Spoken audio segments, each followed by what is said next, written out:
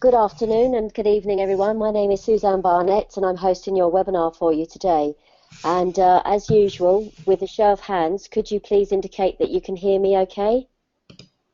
And if you can't put your hand up, then just type in the question box for me. Thank you, Andrea, Anna. Thank you, Sharon. Just waiting for a few others. Just either type in the box or put your hand up for me. Super, thank you. Thank you. We have actually still got people coming in at the moment, but that's not going to stop us from getting started. You will receive the recording as well. So again, if I can just remind you to switch off any applications that are currently running in the background, it will improve the quality of the webinar that you're receiving. And we will be aiming to finish certainly within an hour and a half today. Okay, so once again, at the very end, we will allocate time for questions. So if you do have any questions, you don't have to wait to the end. You can type those questions in because I will see them on my screen and I'll be able to ask the presenters those questions. So our topic today, and we are actually now on presentation 9, is mitochondrial function. And our first presenter today, or our presenters today are again Sterling Hill, Carolyn Ledowski and Cynthia Smith. And our first presenter today is Cynthia. So if I could hand over to you, Cynthia, to start our presentation. Thank you. So we're going to start with some basics about the mitochondria. And most of you are familiar with this, you remember from school, but I just want to touch on a few things. As you know, the mitochondria are organelles inside the cells. Some cells have a few and some cells have many. It depends on how much energy that particular cell requires. They're kind of like power plants, and they have two membranes. They have an outer membrane and an inner membrane. And one of the things we've talked about previously is that the health of our membranes are very important when it comes to mitochondrial production of ATP, because those membranes have to maintain a certain electrical gradient, so to speak, so that the electron transport chain can do its thing as it's passing the electrons around. A lot of the features of the mitochondria harken back to ancient aerobic prokaryotic cells. It's thought that back in the day there was a symbiotic relationship between these aerobic prokaryotic cells as they got into a nucleated cell when it was engulfed. One of the things that Sterling's mentioned is this idea about fluoroquinolone damage. And it's thought that this fluoroquinolone damage is because the fluoroquinolone antibiotic targets the bacterial DNA of the infection. And because of the similarity, it's thought that that same damage that's done to the bacterial DNA that you're trying to kill, it's affecting some people's mitochondrial DNA, which then causes some of the damage that you've heard about.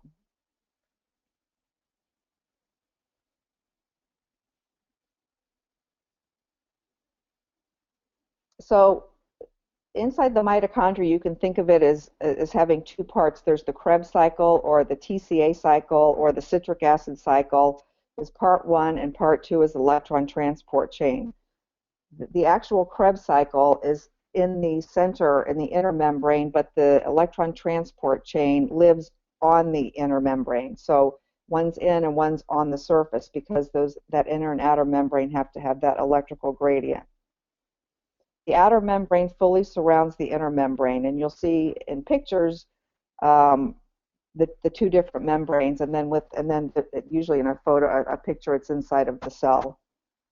The outer membrane has protein-based pores that are big enough to allow the passage of ions and molecules that are considered larger, almost as large as a small protein. In contrast, the inner membrane has much more restricted permeability, much like the plasma membrane of the cell. The inner membrane is also loaded with proteins and enzymes involved in the electron transport chain process, and of course finally in complex 5 ATP synthesis. At the end of the electron transport chain at complex 5, and we'll talk about that later, The final electron acceptor is oxygen, and that ultimately forms water. At the same time, that complex 5 of the electron transport chain produces our ATP, which is why it's called oxidative phosphorylation. During electron transport, the participating protein complexes, so that's complex 1, 2, 3, 4, and 5, push the protons from the matrix out to the intermembrane space. This creates the concentration gradient of the protons and other protein complexes called ATP synthase that use the power to synthesize the energy to make the ATP.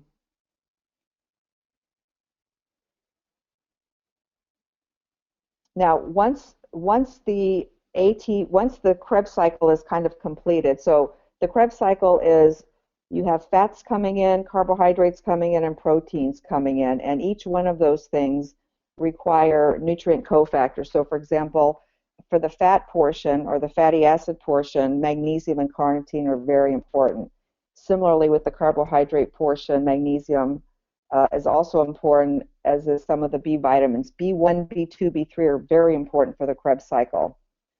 Now, once those fatty acids, carbohydrates, and amino acids come in, they meet up with something called acetyl-CoA, and they hop on what I call the Krebs cycle wheel, and that wheel turns, and as it's turning, it's generating different molecules that are needed in other parts of the body for different functions.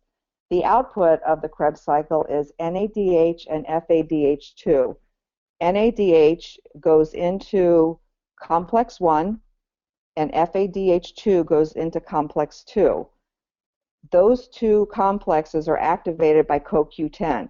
And so when you hear of somebody who's taking statins that are blocking production of CoQ10, ultimately it's going to block the production of CoQ10 and their ATP, right? Because now they have an impairment in that complex electron transport chain. So people on statins would be recommended to take their CoQ10. So this next slide shows a small section of the electron transport chain. Here they're showing three complexes,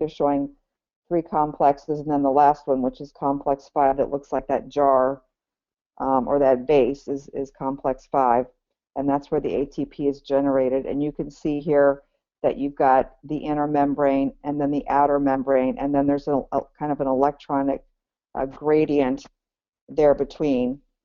At the inner mitochondrial membrane, a high energy electron is passed along the electron transport chain. The energy released pumps hydrogen out of the matrix space. The gradient created by this drives hydrogen back through the membrane through ATP synthase. As this happens, the enzymatic activity of ATP synthase synthesizes ATP from ADP.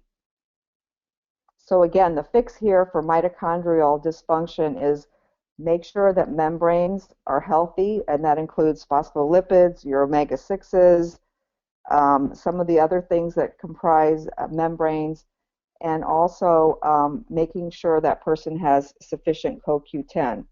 In some cases, I use a niacin derivative as well.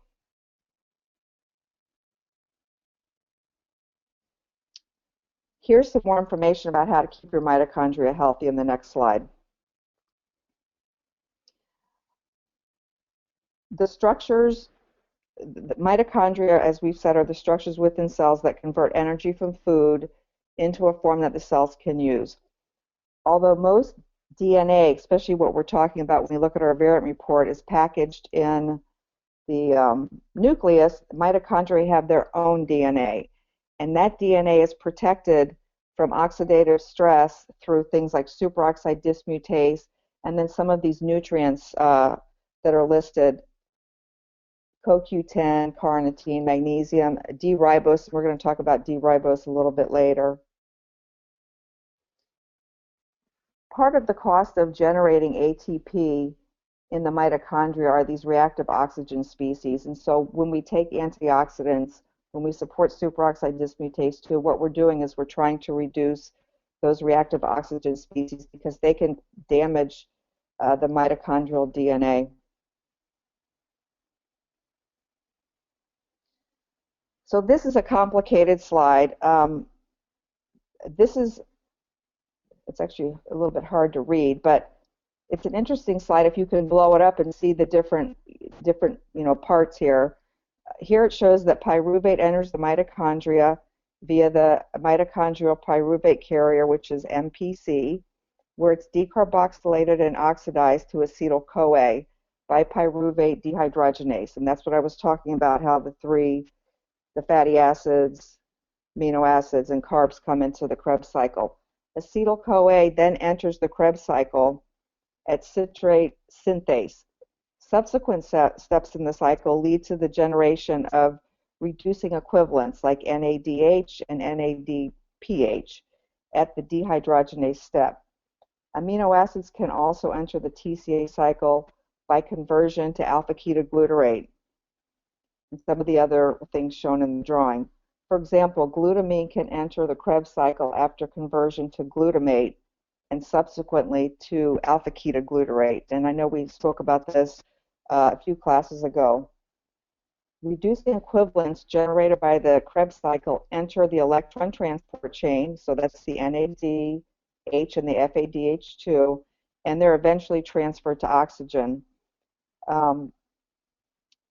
Reducing equivalents generated at complex 1 and complex 2 are transferred to complex 3 by ubiquinol, CoQ10, a form of CoQ10, and then the electrons are transferred between complex 3 and complex 4 by cytochrome C, which carries a single electron coordinated to a heme group. The electrons that are transferred to complex 4 are sequentially transferred to O2, generating H2O. So the electron transfer steps at complexes 1, 3, and 4 are associated with proton translocation from the matrix to the intermembrane space, resulting in that electrochemical gradient I mentioned before. Complex 5, which is ATP synthase, uses this gradient to catalyze the phosphorylation of ADP, therefore yielding ATP. The exchange of ATP for ADP across that intermembrane is mediated by adenine nucleotide transporter protein. This increases proton extrusion, hence the increase in cellular use of ATP to cause an increase in the mitochondrial respiration. By contrast, when ATP utilization falls, complex 5 activity decreases and the electron transport flux and oxygen consumption falls as a consequence. So these red highlighted proteins that you see in the drawing are known targets of ROS, or reactive oxygen species. We like to do things to minimize the reactive oxygen species for obvious reasons.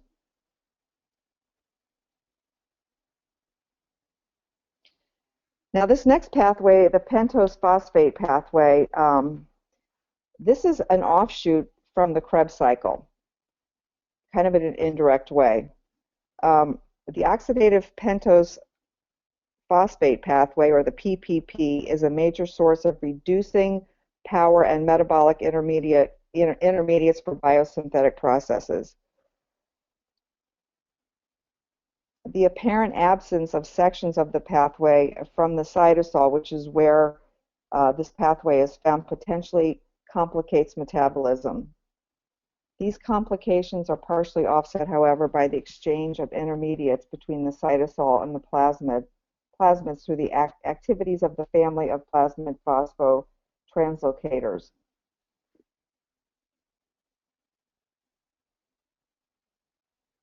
In biochemistry, the PPP is a metabolic pathway that's parallel to glycolysis that generates NADPH and pentoses, which are 5-carbon sugars. While it does involve the oxidation of glucose, its primary role is anabolic, meaning break it down, or sorry, is anabolic, meaning build it up, versus catabolic, which is break it down. There are two distinct pathways. You can break this into two distinct pathways. The first is the oxidative phase, in which NADP is generated, and the second is the non-oxidative synthesis of 6-carbon sugars. And again, for most organisms, the PPP takes place in the cytosol of the cell. Now, if you look here, the first step is G6 glucose 6-phosphate. So that's our G6PD enzyme. So when you're dealing with somebody with G6PD SNPs, think about this particular pathway. The other thing you'll notice is at the bottom is ribose 5-phosphate. So one of the things you could do to assist this pathway is to supplement with ribose, D-ribose sugar.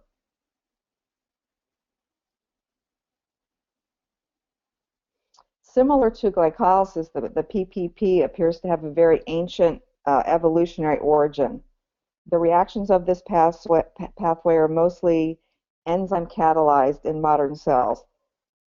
They also occur, however, non-enzymatically under conditions that replicate those of the ocean and are catalyzed by metal ions, ferrous ions, Fe2+ in particular. And so the origins of this pathway could date back to the prebiotic world, so the old days, kind of like the Krebs cycle.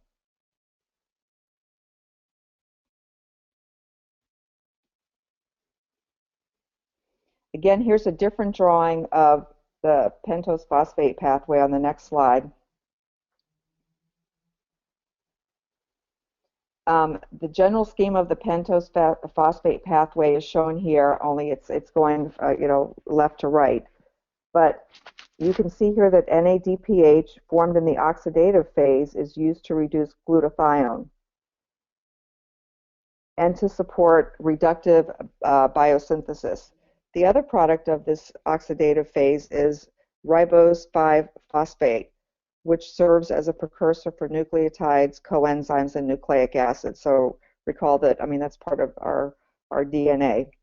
Oxidative reactions of the pentose phosphate pathway include these end products, including ribose 5-phosphate, CO2, and NADPH. In cells that are not using ribose 5-phosphate for biosynthesis, the non-oxidative phase recycles 6 molecules of pentose into 5 molecules of hexose glucose 6-phosphate, thus allowing the continued production of NADPH and converting glucose 6-phosphate into CO2.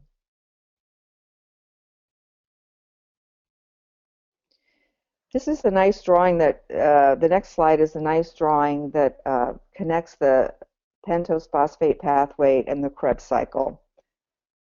This is more of an information only drawing, but just to highlight a couple of things here.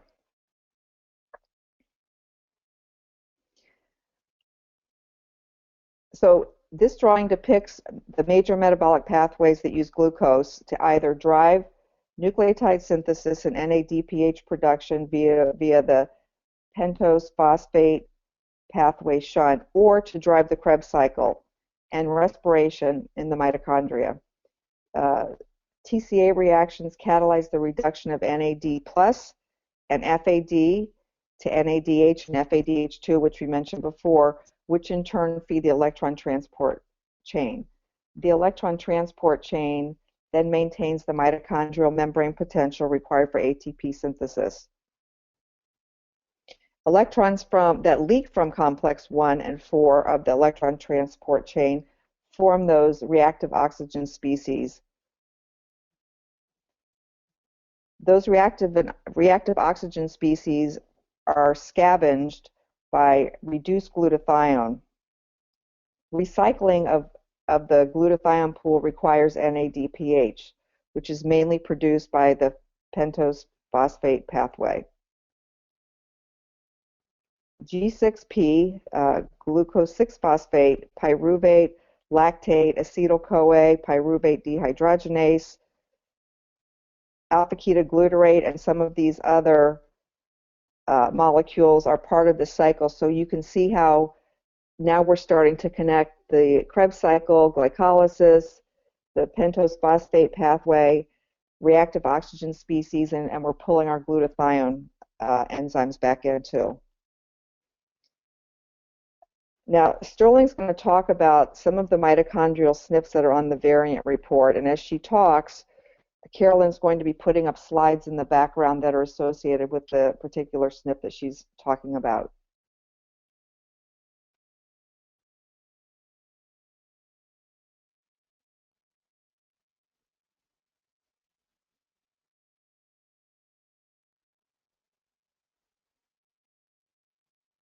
Sterling, are you there? Can you guys hear me now? Yes. Oh, yeah, we can hear you now, thanks. All right, yeah. I think I'm having headphone problems today. I'm giving no feedback, am I? No. Okay, good. All right. ALDH2 and 3 are mitochondrial aldehyde dehydrogenase genes. They play a major role in ethanol metabolism. It is involved in acetaldehyde detoxification. Sensitivity to ethanol is highly associated with ALDH, and it is responsible for deficiency of ALDH2 activity, which can then cause some mitochondrial issues. ATP. ATP is a nucleotide that contains a large amount of chemical energy stored in its high-energy phosphate bonds.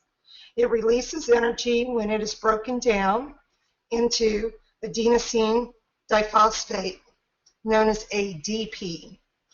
The energy is used for many metabolic processes. That's why ATP is considered as the universal energy currency for metabolism. ATP is produced via cellular respiration in the mitochondria and photosynthesis in chloroplasts. Its functions are for intercellular energy transport for various metabolic processes, including biosynthetic reactions, motility, and cell division. It is also used as a substrate by kinases that phosphorylate proteins and lipids, and by adenylate cyclase to produce cyclic adenosine monophosphate, known as AMP. And some symptoms of mitochondrial dysfunction are poor growth, loss of muscle coordination, muscle weakness, visual and or hearing problems, developmental delays, learning disabilities, mental retardation, heart, liver, or kidney disease, gastrointestinal disorders, severe constipation, respiratory disorders, diabetes, increased risk of infection, neurological problems, seizures, thyroid dysfunction, and dementia. Now, the COX genes, the COX genes, they're inside the mitochondria, and they are a group of proteins that carry electrons along 4 chain reactions: COX-1, COX-2, COX-3, and COX-4. Resulting in energy production. This chain is known as an electron transport chain. A 5th group, COX-5, also known as complex 5, churns out the ATP. Together, the electron transport chain and the ATP synthase form the respiratory chain, and the whole process is known as oxidative phosphorylation. COX-1 is the first step in this chain, and it is the most common site for mitochondrial abnormalities, representing as much as 1/3 of the respiratory chain deficiencies. And the 3 types of COX-1 are myopathy, mitochondrial, encephalomyopathy, fatal infantile multisystem disorder is the 3rd one. Now, COX-2 is also known as succinate dehydrogenase deficiency, for the long name, and its symptoms are encephalomyopathy and various manifestations, including failure to thrive, developmental delay, hypotonia, lethargy, respiratory failure, ataxia, myoclonus, lactic acidosis, and also it may cause Lee syndrome. And the cause of this deficiency is probably autosomal recessive. Now, the COX-3 gene is also ubiquinone, cytochrome C, oxyreductase deficiency is another name related to it. And there are four major forms. There's fatal infantile encephalomyopathy, congenital lactic acidosis, hypotonia, dystrophic posturing, seizures, coma, ragged red fibers are common. And another form of it is encephalomyopathies.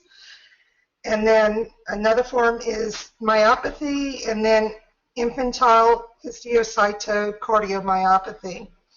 And then we've got COX-4, and it's also known as cytochrome C oxidase deficiency, the disease related to it by a defect in the complex 4 of the respiratory chain.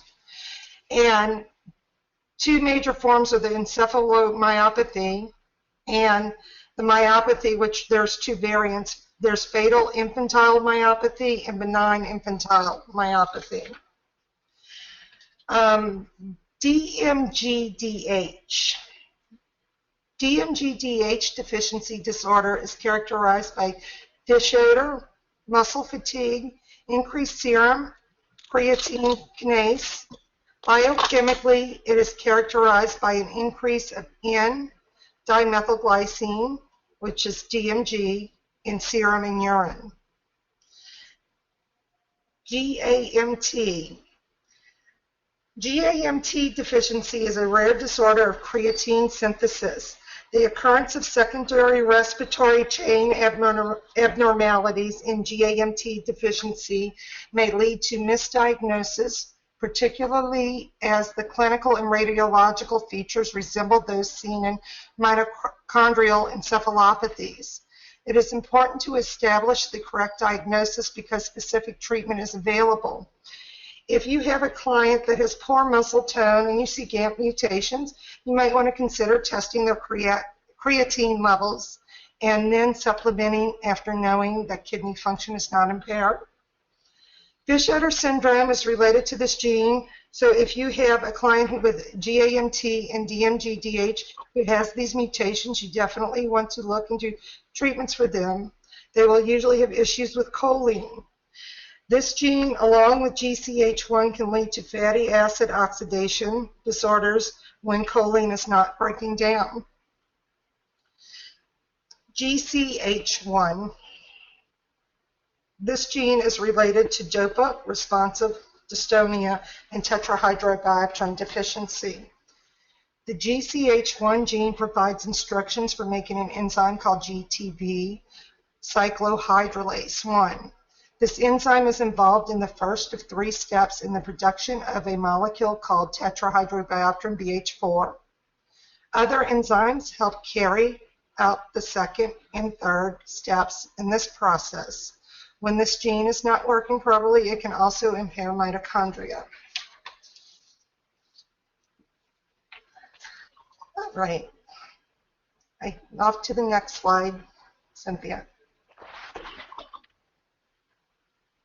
Okay, this is a diagram that combines two of the things we've talked about.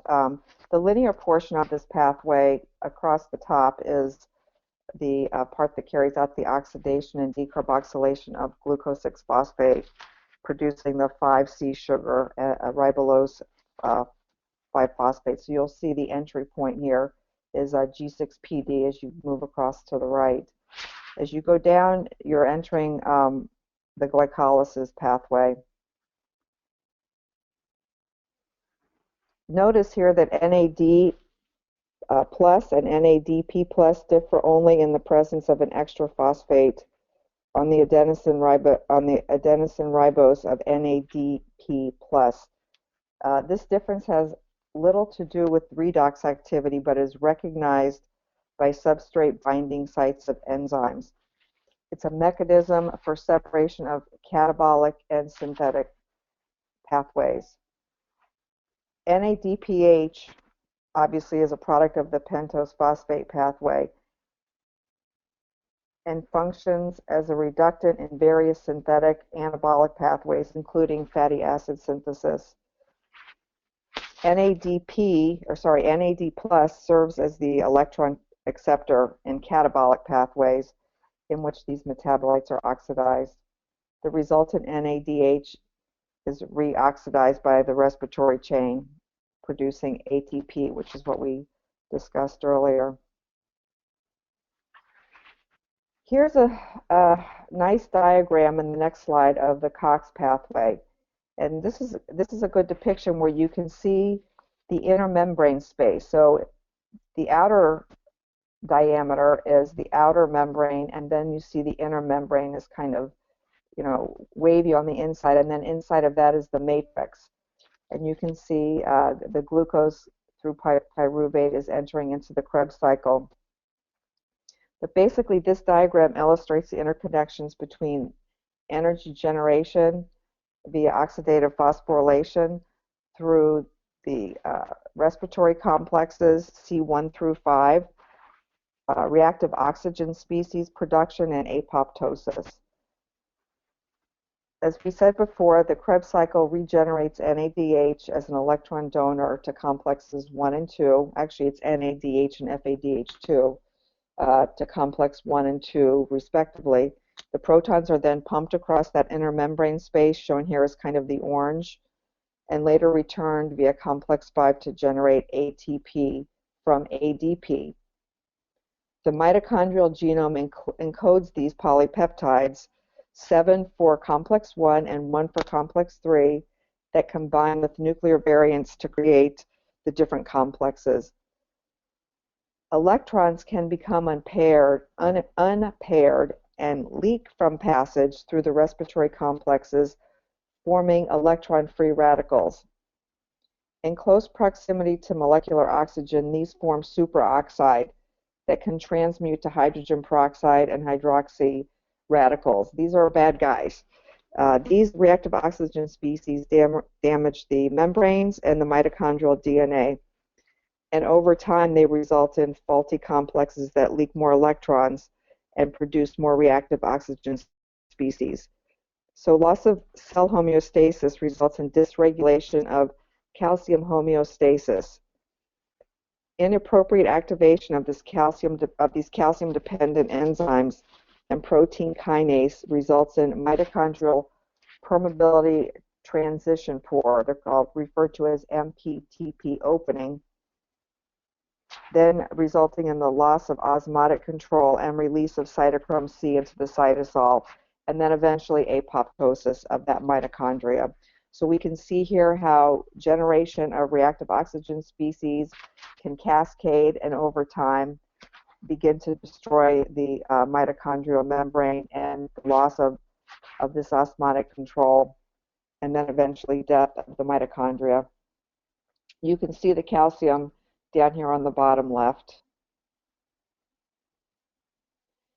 Now, when you research these COX, SNP, RS numbers, there's not much research on the individual RS numbers. So I think when you're looking at mitochondrial health, you have to just look at the, mostly at the big picture.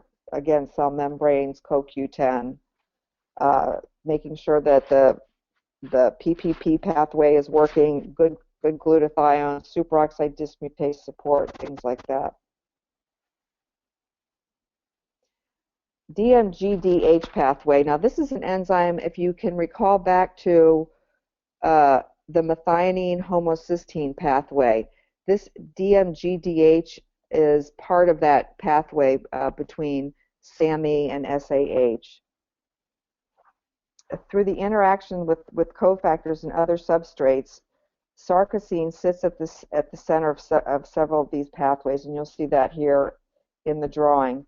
Like I said, this is part of that folate metabolism, specifically the methionine homocysteine interconnecting with the folate pathway through MTR. The enzymes of DMGDH and SARDH both generate 5,10 methylene tetrahydrofolate, which is then used to generate serine from glycine via SHMT. And remember, that's an offshoot of the feedback between MTHFR and THF in the folate pathway. DMGDH and SRDH are both mitochondrial flavoproteins. So they reduce FAD plus to FADH2.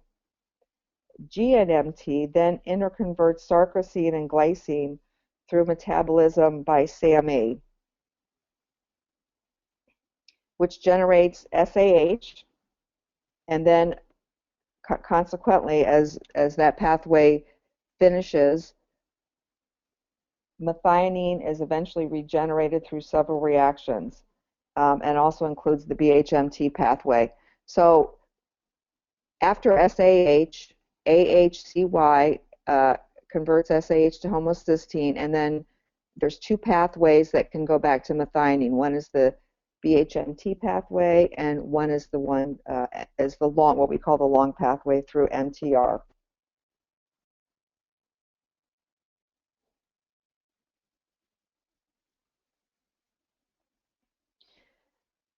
This next slide is kind of a combination of a figure and the pathway that we're familiar with. On the left-hand side, you'll see methionine at the top, homocysteine. This is a little bit reversed, though. We're used to seeing SAMe and SAH on the right, but methionine to SAMe to SAH, homocysteine, and around. And then below that, you see your transsulfuration pathway. In this case, we're focusing primarily on, let me just make this a little bit bigger, on the SHMT pathway. So you can see here that homocysteine is catabolized through the transsulfuration pathway or remethylated to methionine through either methionine synthase, which is the long pathway, as Dr. Yasko refers to it, or BHMT. The BHMT pathway connects homocysteine metabolism to the choline oxidation pathway. BADH is an enzyme along with BHMT, CBS, CH3X, which is a methylated methyl acceptor, CHDH, which stands for choline dehydrogenase, and then CTH, CTP, DMG, which is our dimethylglycine, DMGDH. The output of this, of course, is serine.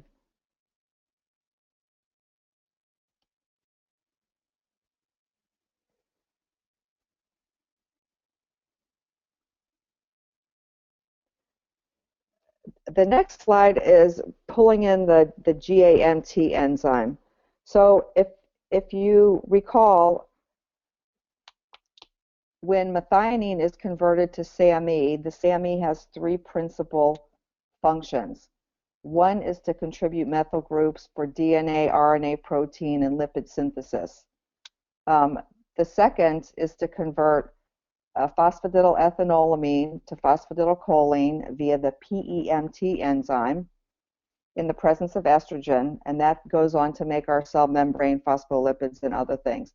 The third function of SAMe is to convert, I can't pronounce the word, guanidine acetate via creatine, to creatine via GAMT. So the conversion of this acetate to creatine is done through the GAMT enzyme.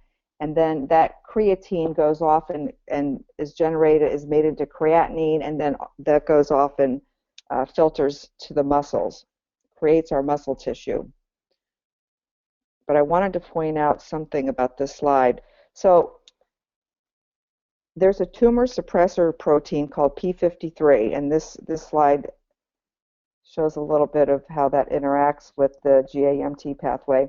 So the P53 tumor suppressor protein stops formation of tumors. So we know that there are things called oncogenes, and we know that there's other enzymes called tumor suppressor genes. So this P53 is a tumor suppressor protein.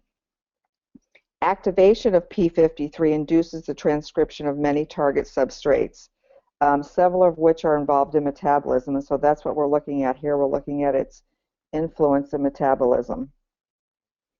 So P53, by upregulating GAMT, synthesizes cytochrome C oxidase, glutaminase 2, and TP53 induce glycolysis and apoptosis.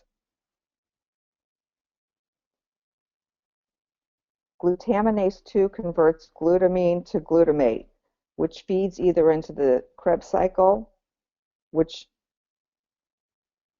when converted to converts to alpha-ketoglutarate, or into the glutathione synthesis to help dictate the antioxidant status of the cell. So increased glutaminase 2 expression by P53 therefore results in increased ATP production and decreased level of reactive oxygen species.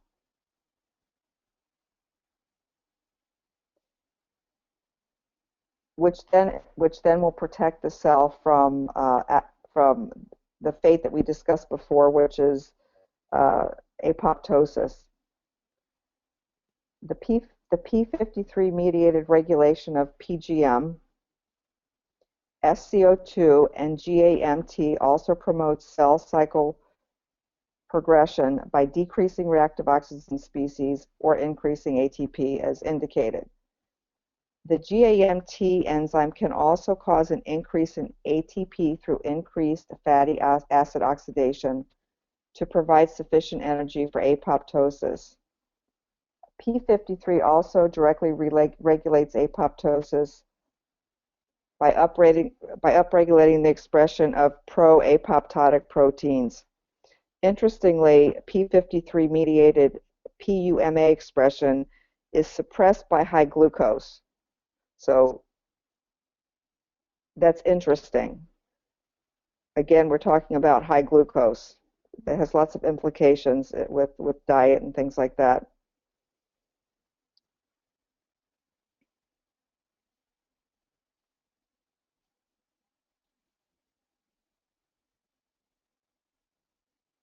The next slide is a much more simplified slide.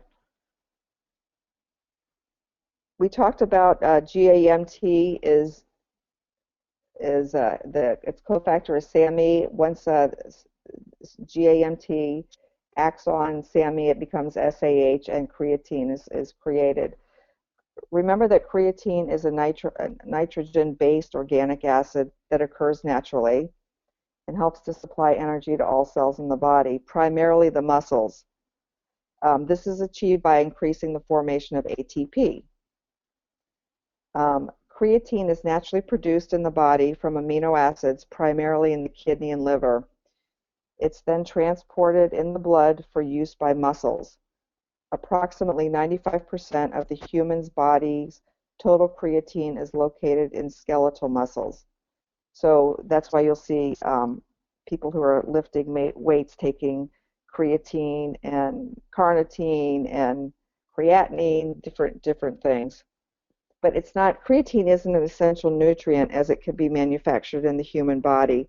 But in order to do so, L-arginine must be present, glycine, and methionine. In humans and animals, about half of the stored creatine originates from food.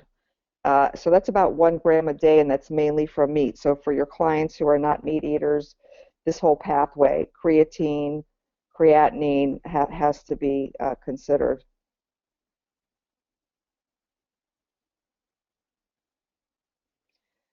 We're going to switch gears a little bit and talk about the enzyme G6H1. and the G6H1 pathway.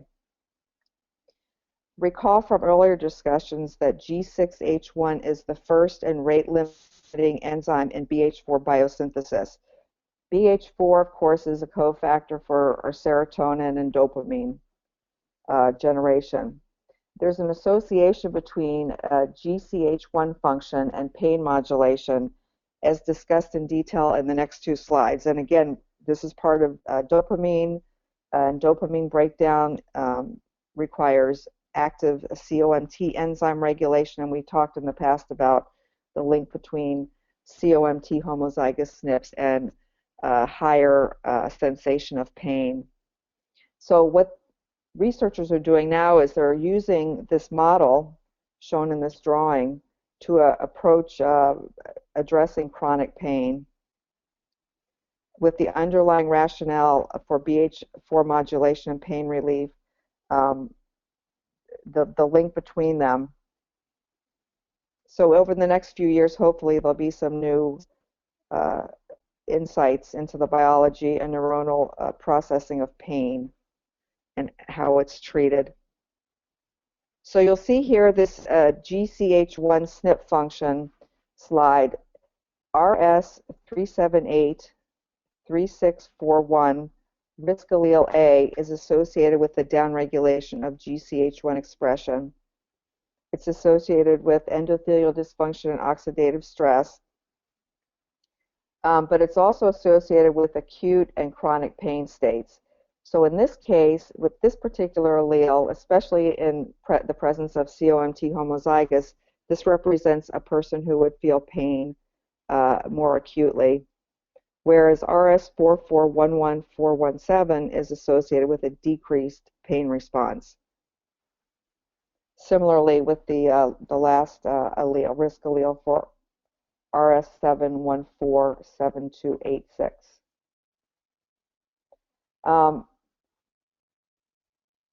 The first risk allele that's associated with acute pain, when in conjunction with the COMT downregulation, which is the homozygous, that combination is linked with higher acute pain. So maybe if somebody's presenting with fibromyalgia, you might want to take a look at this particular enzyme.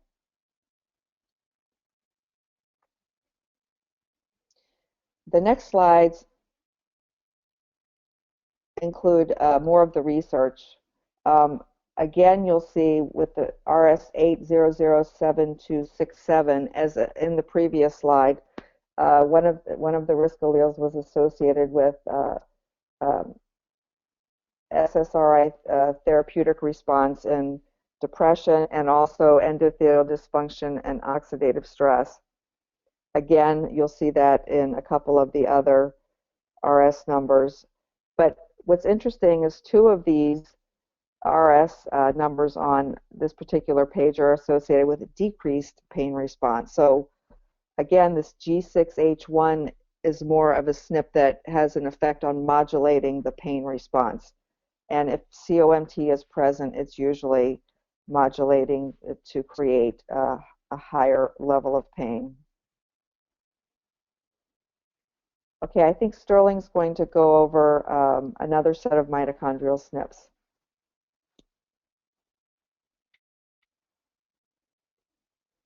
Hello, can everybody hear me?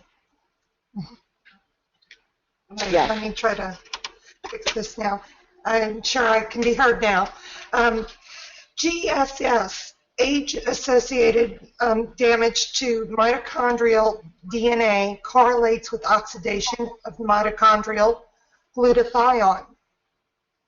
If you remember, we talked about GSS and G6PD working together. Both could lead to hemolytic anemia because someone has G6PD deficiency and they're pushing it by maybe eating soybeans, fava beans, and then they may be taking a fluoroquinolone, which caused an issue, or an anti-malarial, And what will happen is they can oxidatively damage their reduced glutathione, and it'll eventually lead to damaged mitochondrial glutathione. It is very important to have the glutathione synthase functioning properly to maintain healthy mitochondrial function in this situation. MAT gene, deficient activity of methionine adenylyl transferase can lead to mitochondrial disorders.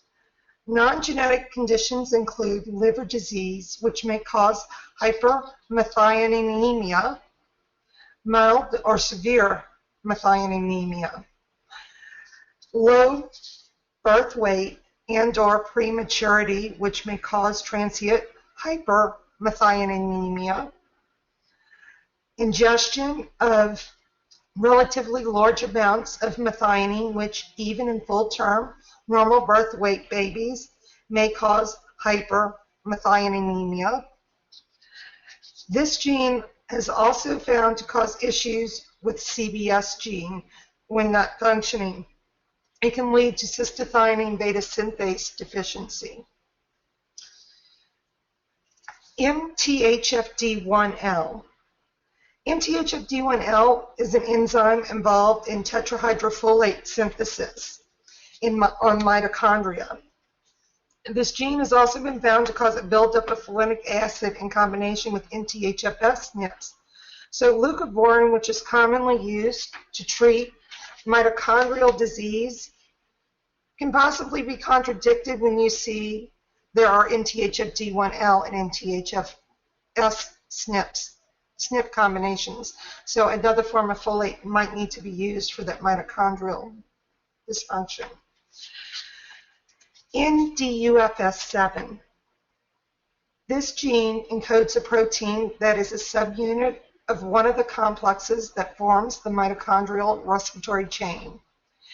It is one of over 40 subunits found in complex 1, NADH, ubiquinone oxyreductase. And diseases that are related to NDUFS is Lee syndrome. And Lee syndrome is an early onset progressive neurodegenerative disorder characterized by the presence of focal and bilateral lesions in one or more areas of the central nervous system, including the brainstem, thalamus, basal ganglia, cerebellum, and spinal cord. Clinical features depend on which areas of the nervous system are involved and include subacute onset of psychomotor retardation, hypotonia, ataxia, weakness, vision loss, eye movement abnormalities, seizures, dysphagia. And then also NDUFS 7 and 8 are related to mitochondrial complex 1 deficiency, a disorder of the mitochondrial respiratory chain that causes a wide range of clinical manifestations from lethal neonatal disease to adult onset neurodegenerative disorders.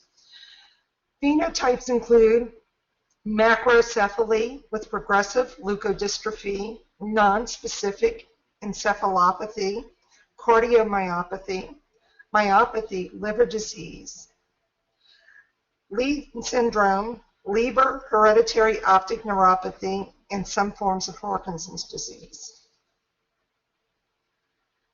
PEMT is a nuclear gene encoding mitochondrial protein.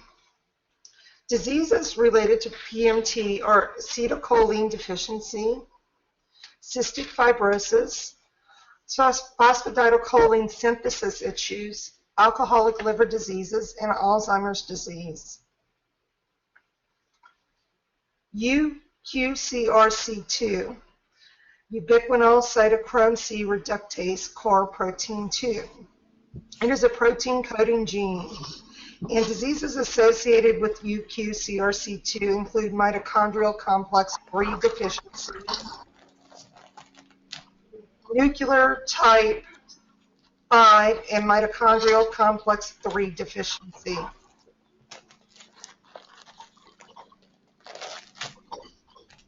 All right.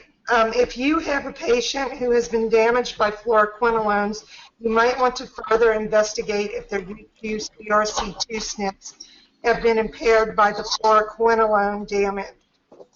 Transport of creatine is inhibited by fluoroquinolones and will impact UQCRC2, GAMT, and GCH1. Okay, Carolyn. Thanks, Sterling. Okay, so we're just going to go through just some of the things that Sterling just spoke about in a little bit more detail. But I just want to remind you about our MAT genes, and as you know, SAMe is so critically involved in our synthesis of polyamines.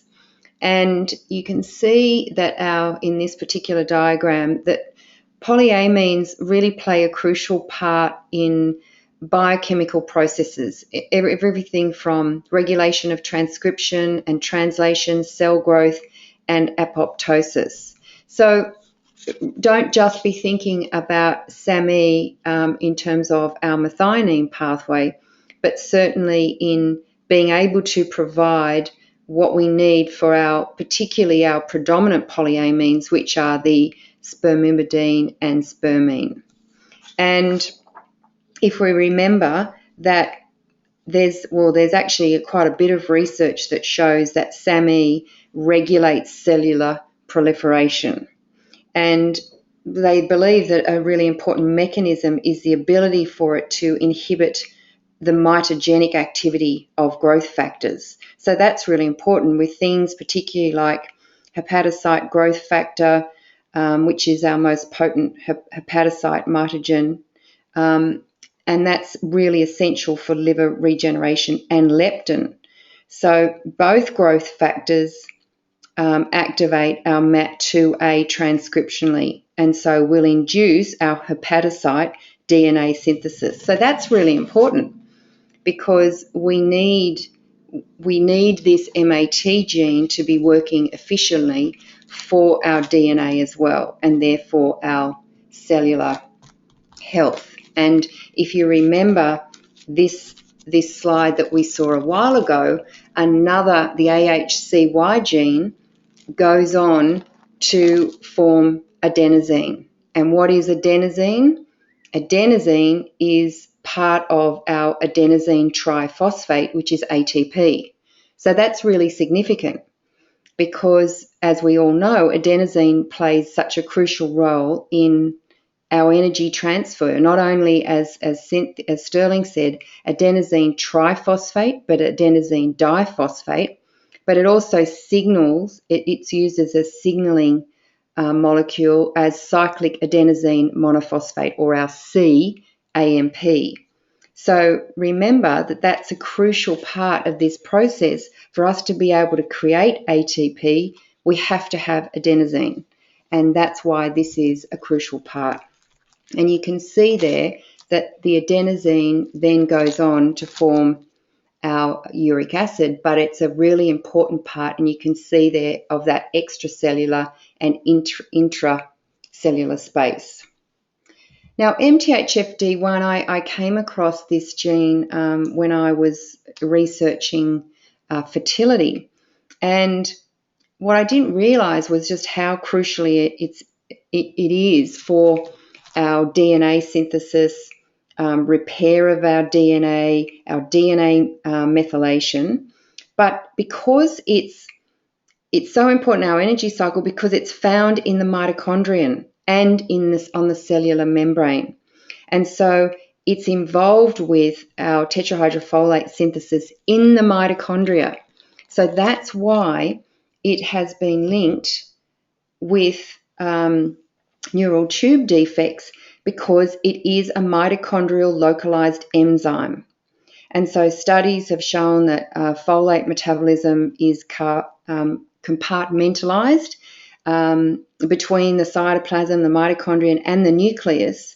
And so when we get this compartmentalization, it's thought that it really facilitates all these different metabolic roles within the cell.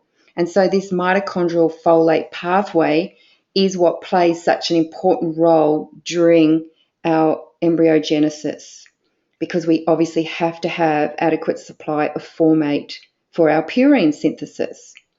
And if we look at that a bit more closely, this MTHFD1 is what we call a trifunctional enzyme, because it has three very distinct enzymatic activities. One, 5,10-methylene tetrahydrofolate dehydrogenase, 5,10-methynyl tetrahydrofolate cyclohydrolase, and 10-formyl tetrahydrofolate synthetase. And that's they all form part of this MTHFD1 enzyme. And all these three convert tetrahydrofolate to 10-formyl tetrahydrofolate, 5,10-methynyl tetrahydrofolate, and finally our 5,10-methylene tetrahydrofolate. So they're all significant cofactors for our purine and pyrimidine synthesis. And don't forget, the cofactor for all of these is NADP. So you're seeing this interrelationship between all these different enzymes. And like anything, when we're talking about biochemistry, they all work significantly together. So you can't really be looking at any of these in complete isolation. And so here we see the mitochondria, and you can see where Cynthia was talking before about the serine, but here is what we were just talking about, our formate for our purine synthesis. So really, really important enzyme, this one. This particular gene is so important for correct DNA and cellular metabolism. And as both the ladies have said, our choline cycle is integrally entwined with this, and that's what we have to have for our great cellular membrane health. So if we look at NDUF, these whole NDUF genes are really crucially important in our complex 1. It's our largest enzyme complex of the mitochondrial respiratory chain, and it's responsible for electron transport and the generation of a proton gradient, as Cynthia said, across the mitochondrial inner membrane, and that's what drives our ATP production. And if this electron transport chain, as everybody says, consists of our 5 complexes in the mitochondrial inner membrane, and there's about 45 subunits and pathways that are all revolved around this extracellular signaling. And in this particular study, they showed that complex 1 deficiency was associated with a marked lactic acidosis. And so the cells that lack this complex 1 really have to utilize glycolysis to make ATP. And so what's the major end product of that? Lactic acid. So that's an interesting, and in this particular study, it was actually the NDUF4 that was related specifically to serum lactate levels, and along with serum triglycerides and free fatty acids, and this change in fatty acid metabolism. PEMT, we've spoken about this a lot, and really it's crucially important because it is part of our choline pathway. And you can see there that really signaling, cell membrane structure are all, and indeed our cell membrane stability and permeability all depend on PEMT. And then in turn, PEMT relies on our SAMe. So again, all very intertwined. And SOD2, I think, is one that we tend to forget. We just think about oxidative stress, but really, what are we talking about when we talk about cellular SOD 1, 2, and 3? It's important, as Sterling just said, with our glutathione genes in ensuring the viability of the cell.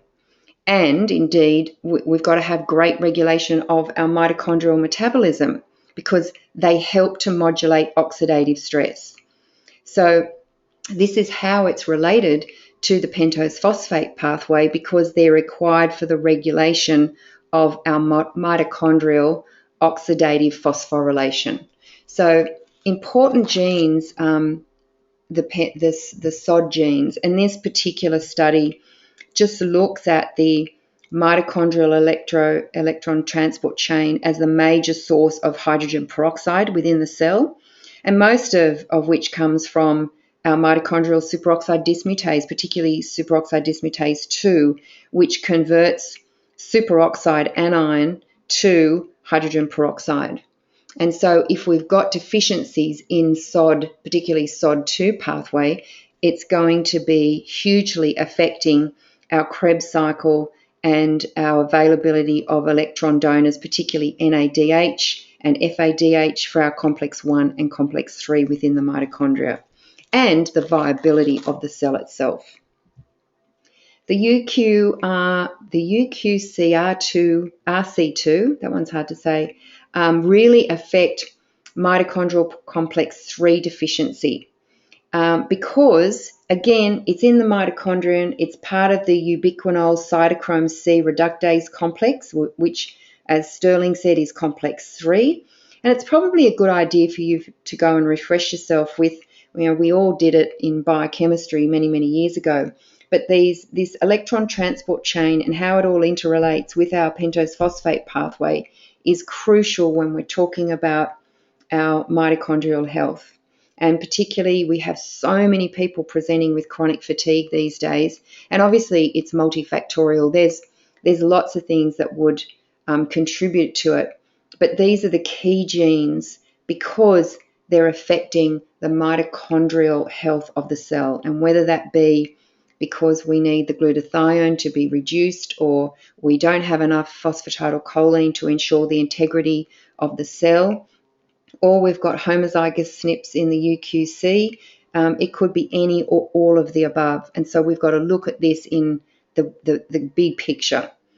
And if you look at this particular pathway, you can see that it produces ATP from the reduction of oxygen to generate energy for cellular function. And it receives electrons generated by donors in intermediary metabolism. And so our free energy is created. And it's really important for generating this electrochemical gradient across this inner mitochondrial membrane, because without that, we don't have the facilitation of things within the cell. And we can't have our cell creating energy as we go. And so, as Cynthia has said, there's key things that we need to look at. Obviously, our antioxidants, our ability to regenerate our glutathione, because remember, if outside the cell, our glutathione is oxidized. It comes into the cell where it's reduced. It gives off its the beneficial reducing agents, but then it becomes oxidized again. So unless within the mitochondrion we have sufficient selenium and zinc and N-acetylcysteine and superoxide dismutase, we're not going to be regenerating that glutathione. So we've got to remember not just glutathione, and most of you by now would know that I'm not a fan of someone very sick giving them glutathione straight away. We need to make sure their ability to reduce that glutathione is optimal before we start giving glutathione. And things like coenzyme Q10, that makes sense because it's part of our the mitochondrial pathway. We need CoQ10. Resveratrol, choline, really important. And obviously from a dietary perspective, we don't want inflammatory things affecting the health of the cell. We need the absorption of nutrients across that cellular membrane. There's got to be good fatty. So, often we see people with very low vitamin D and perhaps disturbed cholesterol. So what are we thinking there? Well, their mitochondrial fatty acids are not ideal because they're not able to, break down their cholesterol and utilize it, and the absorption of their fat-soluble nutrients are not optimal. So I think that's the end, and we'll just go to questions. It's quite an interesting pathway, this one, and it's one that I think that we just don't know enough about because it's quite complex. Okay, thanks very much. Well, we don't have any questions at the moment, so this is your opportunity to type your questions in. So anything that you want to ask, then please do. While we're waiting for some questions, is there anything that any of you want to add? I think Sterling had some things to add, didn't you, Sterling?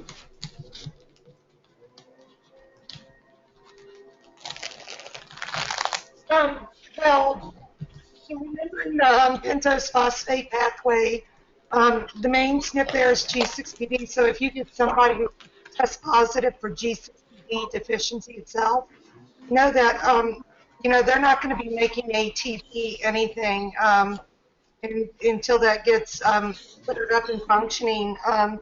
You want to look at things in those people, like if they're eating a diet rich in soy, because soy can really affect them. It's the most common enzyme deficiency in the world. And sadly, it's not tested. It should be in regular yearly lab work for everybody, because you don't even need a mutation there to have an issue, because normally what happens is something environmental and just inevitably push it. And that mitochondrial dysfunction all the way, I think that one's really, really important to look at. It should be considered anyway before giving any of your clients IV vitamin C to look at G6PD, because you could really, where you're thinking you're helping restore health and mitochondrial function, you're actually going to block it and make it worse. So that one's really important, in my opinion. And I think that's a really good point, Sterling, is that we don't actually have to have mutations for these pathways to be deficient. It's a really good point. People can have G6PD deficiency without having a G6PD mutation, correct? Yes, they can.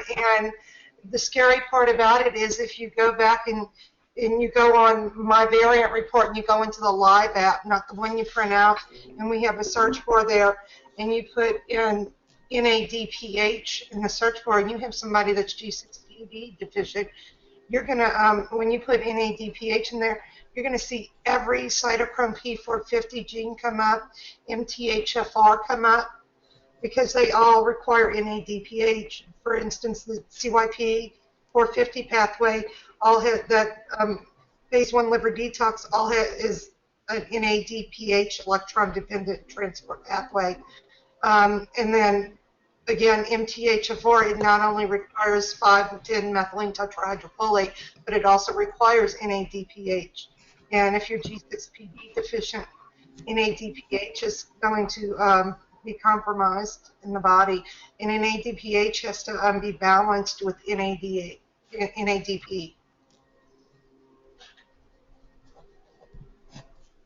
So Okay, so, sorry. That's okay. Cynthia, did you want to add something to that?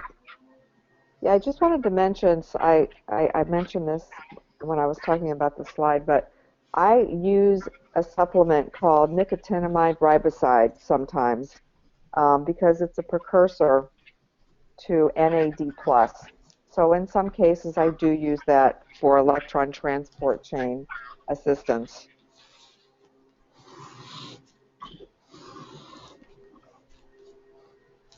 Okay, so we've got some questions that have come through now. Catherine is asking, would supplementing with NADH be beneficial for this pathway? Well, redox definitely molecules, ozone therapy, if they can handle it.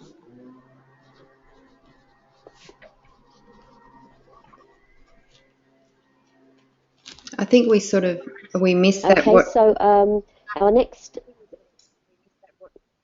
Well, I'd just like to say, yes, in some people, it makes an absolutely huge difference. I mean, obviously, you've got to, what Sterling was talking about is the ozone therapy that helps regenerate glutathione, but also your NADP is certainly going to help people, particularly those with NDUF mutations and who are chronically fatigued. And in my experience in clinic, there are some people that would, when you give it to them, they say, don't ever take me off that again because I just feel so great. And there'll be others that'll say, well, I really didn't feel much of a difference then. So for some people, it is the difference between them feeling fantastic and not being able to get out of bed. Okay, so Sterling, just when you're not speaking, do you think you could mute yourself? Because when we're talking, we're getting terrible feedback. Brilliant, thank you, Sterling. Obviously, unmute yourself if you need to answer these questions or these statements. So the next one I've got here is from Micheline. So she's saying here, so there are multiple things associated with a given complex, such as NDUFS, SNPs, and COX1. SNPs for complex 1 as an example. Who wants to take that one? Cynthia, why don't you take that one? I'm sorry, I wasn't paying attention. Oh, all right. Well, I'll answer that. I'll answer it. Okay, go on. So, yes, there are multiple things associated with each of these complexes, correct. NADP, think of it this way. Your pentose phosphate pathway creates NADP, which is probably the key nutrient that we need to make this mitochondrial transport chain work. It is also the end result of the pentose phosphate pathway. But yes, all of these genes obviously have different cofactors and they have different impacts at different stages within the mitochondrial workings of the cell. So that slide that Cynthia put up, and I might go back to that because it's such a great one, is key when we look at all the different impacts of the nutrients within the cell. And I think it was really early on, but it is a great slide.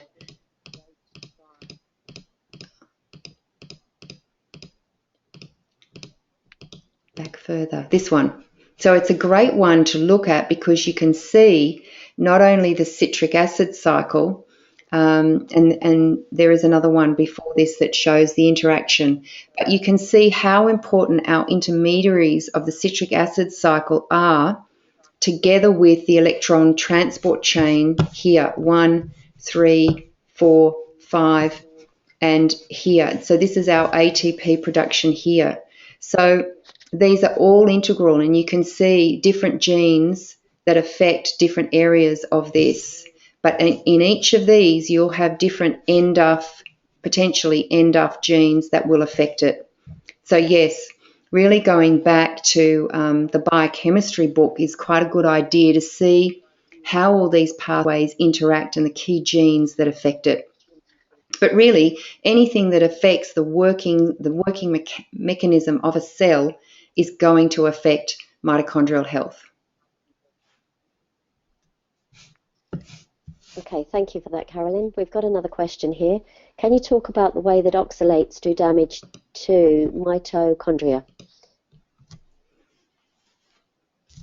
So, Cynthia, do you or Sterling want to take that one? Oxalates are oh, go ahead. Go ahead, Sterling. No, you can do it, Cynthia. You're better at it. No, I was just going to say oxalates are in the body are like little crystals, and so they can lodge in different places. So I don't really know.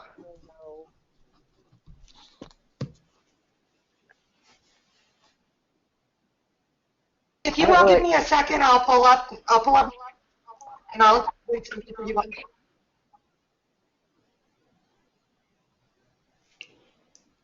So why don't we go to the next question while Cynthia's Sterling's looking that up. So the next question then is, where will redox molecules such as ASEA impact these cycles, and what SNPs contraindicated use of redox molecules? Okay, I'm definitely going to leave that one to Sterling because she's the expert on ASEA And Okay. so let's perhaps go to the next one, because that's a really good one for her to answer.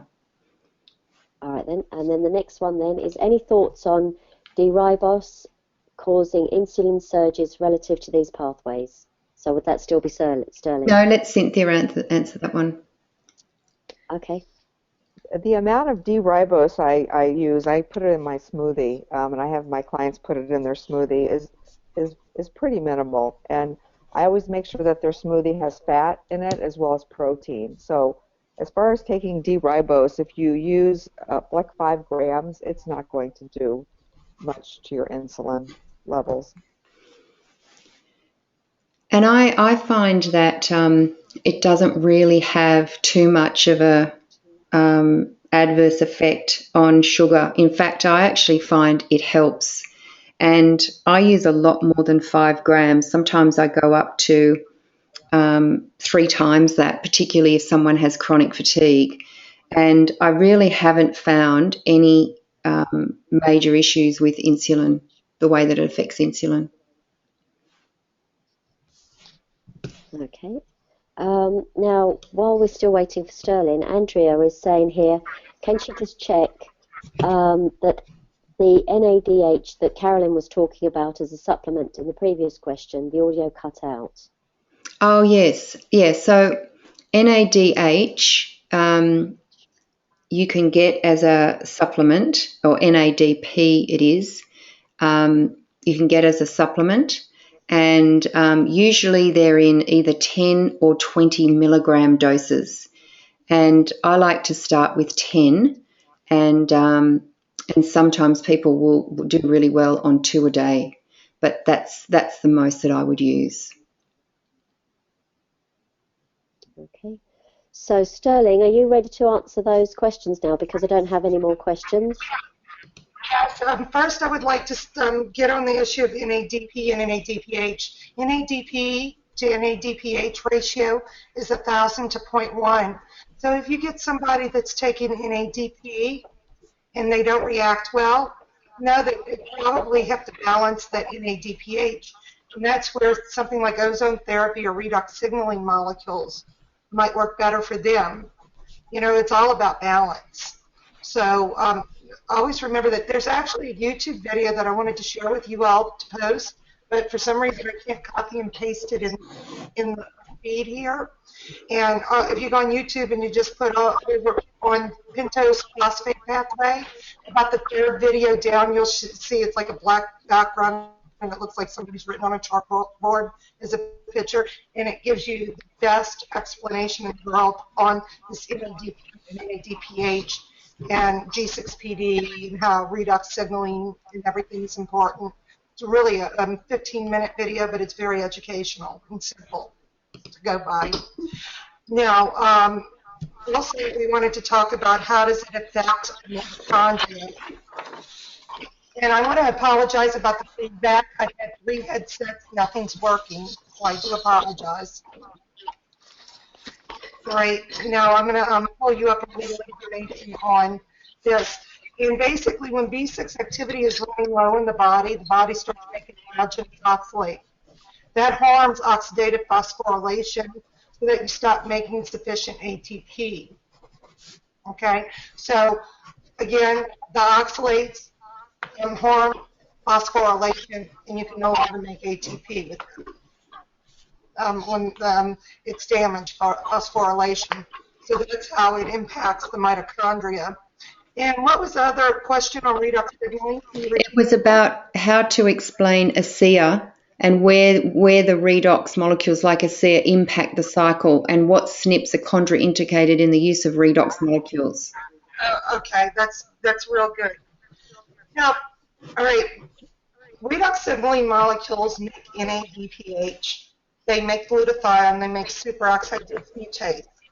And redox molecules sit in the center of your cell, and they provide instruction. They say, repair this organ, fix this tissue, move that enzyme there, absorb that vitamin, put that B12 into the cell. They are very essential.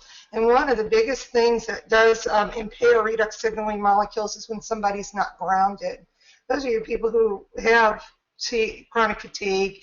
Those are your people that do have blood clots and stuff and fibro. They're not grounded. And the biggest thing that affects that too is EMFs. And people refuse to walk barefoot in the grass anymore. They're always wearing shoes. That can really affect your redox signaling molecules. When you're not grounded, you're not into earthing. And then your circadian rhythm, not getting good sleep cycle can also affect them. Now, redox signaling molecules also when they're contradicted, let's say you have somebody who has Lou Gehrig's disease and they oxidatively damage all their reduced glutathione. Those are your people when you get them and you tell people to, like, I drink a berry smoothie every day and it makes me just feel wonderful because it's creating all this antioxidant in my body, and I feel just so energetic and happy after drinking my berry smoothie. I can feel the burst. But you get somebody that is oxidatively damaging their SOD, their antioxidants, they're going to feel bad after eating blueberries, right? Those are the people that possibly something like ASEA would not fare well with it until you can figure out what's jammed there and what's causing them to oxidatively damage their superoxide dismutase. Now again, people with G6PD, redox signaling molecules would be great because when they're deficient, it's impaired.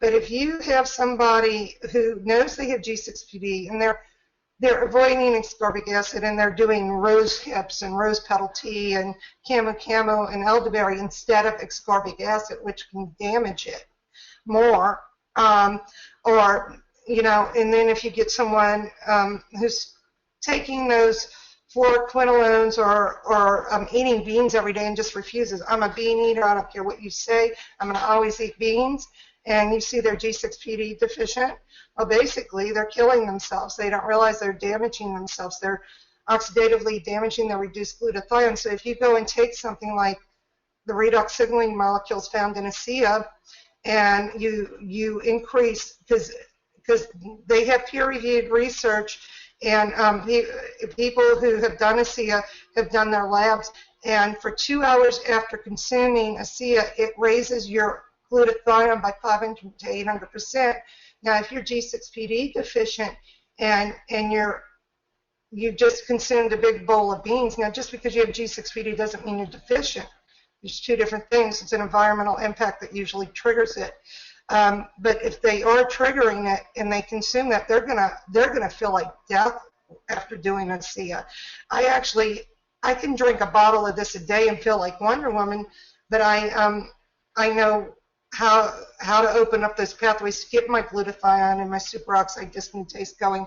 But if you get somebody who's just jammed and you go give it to them, it's not good. So anybody, if you would want to try it, who is chronically ill, you would want to definitely start them off, even though the dosage on it says take 2 ounces every 12 hours. That's just for the average individual.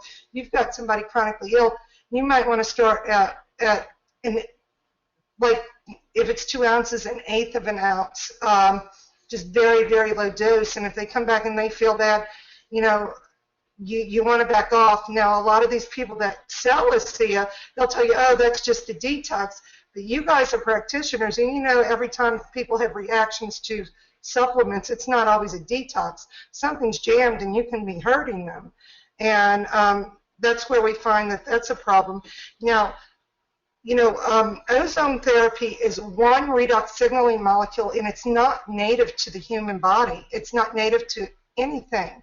It's artificial. It's made.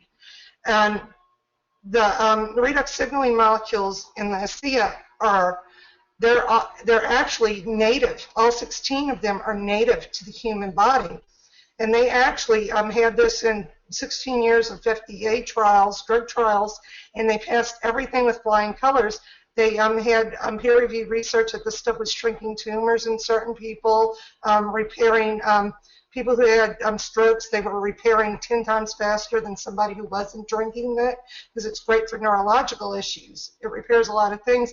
But when they got to the last phase, they could not kill an animal. And anything in America that is FDA approved has to kill an animal.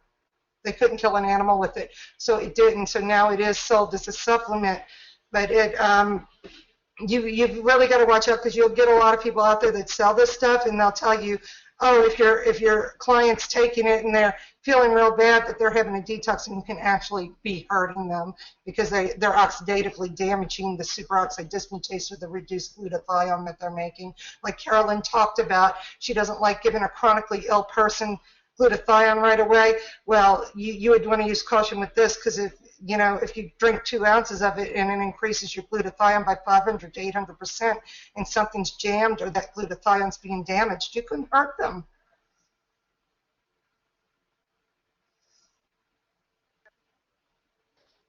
Thank you, Sterling. Thank you. That's great. Now, we don't have any more questions. I'm just going to unmute everybody again. Oh, we've just got a question from Thomas. Okay, so ASEA is A-S-E-A. Yes, it is. I have a link to it on my website, mthfrsupport.com, ASEA. But I tell you, if you, I guess Carolyn or somebody could share my email address with you guys on the board if any of you guys want to find some research, because it's hard to find the research on it, and I've got the research on it I can share with you. Because when you try to find it online, you get a lot of people that are just trying to sell Kool-Aid. They don't know what they're selling. And I'll have it on my website? email address on my website too soon, Sterling. So it'll be mthfrsupport.com.au and mthfrsupport.com for those in the States. Sterling, do you want your private one, private at? Yeah. That I only share that one with practitioners, and I know everybody here is a practitioner. So. Okay, I'm just putting that in there now. Yeah, don't give it out to clients, please. I get too many emails. Okay. Did everyone get that? Did you see that email?